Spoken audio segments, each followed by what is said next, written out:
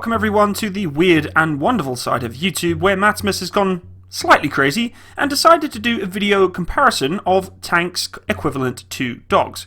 Yes, if I was to imagine what would this tank be if it was a dog breed, yes, we have come to this place. I have slowly begun to lose my mind and become so obsessed with armoured fighting vehicles that I've started to determine that a tank would be a certain type of dog breed if I was to pick it.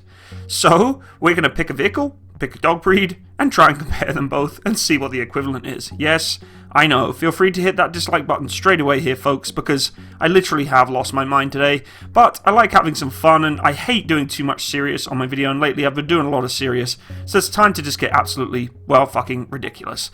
And you're probably wondering, Matsimus, why on earth are you thinking like this? Well, I was staring at Tank, my beloved dog, who I love very, very much, and I realised his name is Tank, and I thought to myself, well, what exactly kind of tank would he be in an equivalent version as a dog? You know, what would he be if he was transformed into a tank?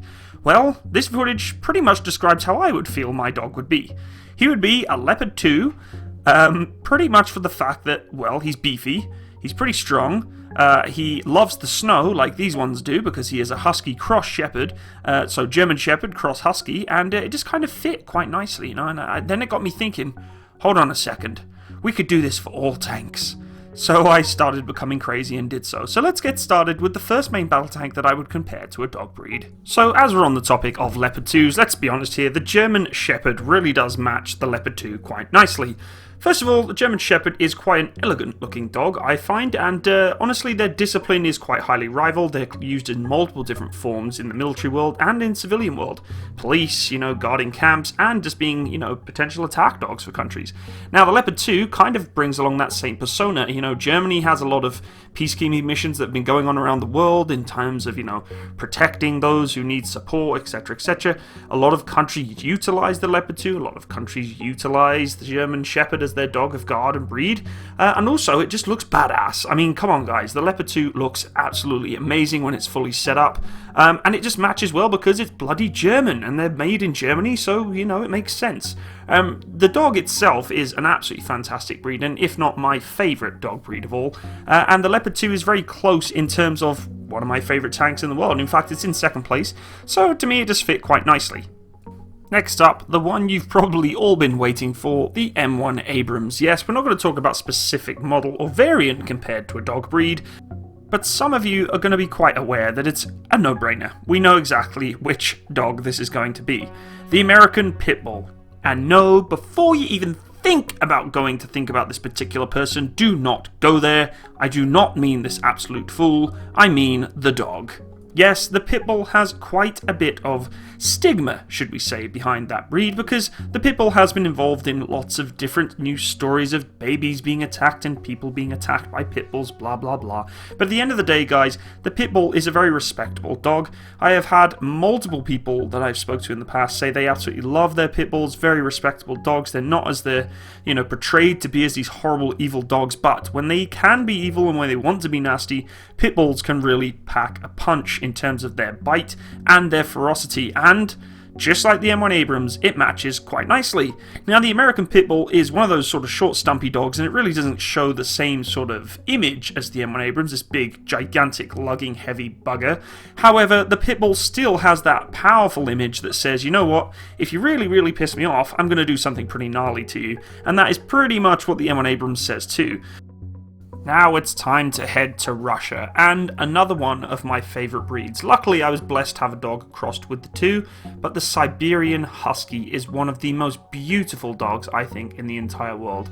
And honestly, in terms of beauty, this tank really doesn't match too much. But in terms of its heritage and the ability for it to fight and combat into snowy conditions, I really do feel that the T90 matches the Siberian Husky very, very well. You've also got to remember with the T90 that has those very interesting infrared beacons on the side of the turret there, and the eyes of the Husky really kind of dominate the Husky image, and I think those eyes of the infrared beacons on the side of the T-90 really do kind of pop out too, and it just kind of matched perfectly. The Siberian Husky is absolutely an amazing animal, and honestly it comes back down to its wolf heritage, and the T-90 being in a Russian heritage really does again come down to its winter, snowy condition sort of, history. And I think they just tie in perfectly, a sleek, smaller kind of dog, not a big dog. I mean, everybody thinks Huskies are these huge dogs. They're not. They're quite skinny, they're quite lean, and the T-90 is also quite a lean, skinny tank. It's low profile, and it just matches quite nicely. Next up, my favourite main battle tank, as you're all probably well aware, the Challenger II main battle tank. Now, you're all probably wondering, this is easy, it's a no-brainer, it's going to be the British Bulldog. Well, actually guys, no, it didn't quite match for me. The British Bulldog really is, quite an unhealthy dog. It looks butt ugly, and it's not exactly very useful. It hasn't got a lot of uses in terms of practicality of having that particular dog breed, and a lot of people that I've spoke to that have Bulldogs have really said that they actually have quite difficulty with their health conditions and all that sort of stuff, and to me, although that kind of relates to the Challenger 2 a little bit with its, problems in the mechanical sense, and trust me, I know, I worked on them as a mechanic and I know how bad they are mechanically, it still didn't really give the right persona in terms of the equivalent dog breed to the Challenger 2. So instead I chose the English Mastiff, and what a beast that dog is. The English Mastiff, guys, really is quite a beefy little bugger. It's big, it's brutal, it looks, as quite a mean, evil dog, but really it's not. They again are very, very respectable and nice, friendly dogs. They don't have really a bad reputation at all. But the Challenger 2 does have that frontal sloped armor, that sort of very sleek, powerful, dominating front to it. And I really thought the Mastiff had that kind of, image too. It really has that sort of, up front, get in your face, forward stance posture kind of dog. And then that really sort of set it aside, I think, for the Challenger 2. Next up is the French Leclerc, and what a beautiful tank it is, and which really brought me to the side to a comparison of a dog, is the French Poodle. Yes, the French Poodle matches this tank just perfectly, because every single photo or video I've seen of this tank, it's always in such pristine condition, or utilising some sort of fashion design in terms of its camouflage scheme. It is literally the cleanest, most precise camouflage schemes I've ever seen on a tank, and it's pretty impressive, and it really brings me to the fact that poodles are fashionable dogs, and Parisians take their French poodles around in the middle of Paris to show off their dogs, and the Leclerc just seems perfect for that. I mean, whether it's the different paint scheme or it's in even the perfect black and white poodle paint scheme from the UN, it just matches very, very well. And let's be honest here, guys, the French poodle isn't exactly dangerous looking, but I gotta admit, the Leclerc does look pretty beefy and gnarly, but even then, poodles can get pretty scary. Next up, another one which I'm sure you've all been waiting for. Now, the T-14 Armata, in terms of the Russian arsenal, is one of the best main battle tanks they have, and I thought, really what is going to stand as that Russian dominant main battle tank compared to a dog? Well, if you know anything about dogs, you will know that the Caucasian Shepherd dog, otherwise known as the Russian Mountain Dog, is an absolute behemoth when it comes to dogs.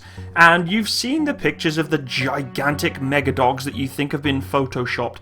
No, these dogs really are that big. And let's not really go into size comparison with this dog, more sort of worrying, not too sure about things kind of dog, because at the end of the day, the Caucasian Shepherd dog is one of those dogs that you look at and think, I don't see many of this size dog around, and I'm not sure if you're going to be nice or if you're going to be bad.